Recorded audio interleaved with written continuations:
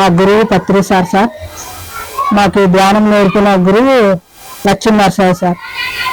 లక్ష్మీనరసాయి ద్వారా మేము ధ్యానంలోకి వచ్చినాము. నేను 15 సంవత్సరాలు అయింది ధ్యానంలోకి వచ్చి. అప్పటి నుంచి నేను మాంసము ఏమి అన్నీ వదులుకున్నాను. నాకు మంచి అనుభవం అంటే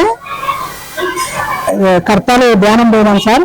మేము 6 మంది ముసలి వాళ్ళమే, అంత 6 మంది ముసలి వాళ్ళమే.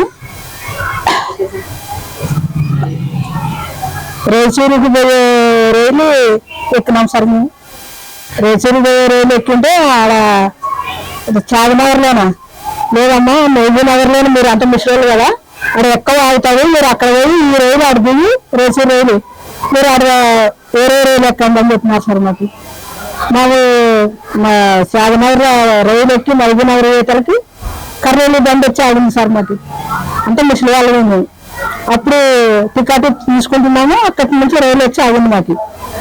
ఈ రైలు అదుకు గేటుకి ఆగింది, కర్నూలు రైలు ఇదుకు గేటుకి ఆగింది.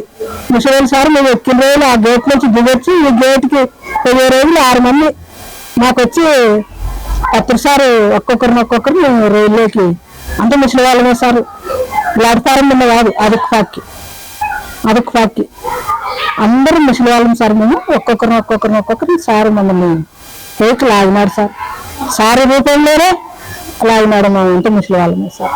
ఇదే సార్ నాకు ఫస్ట్ అనుభవం అంటే బాగా ఉంది సార్. నాకు అప్పటి నుంచి ఆరోగ్యం బాగుంది సార్. ఎక్కువ ఏమి టెన్షన్లు ఉండవు. మా కొడుకులు కోడళ్ళు కానీ ఇంట్లో బాగా చూసుకుంటారు.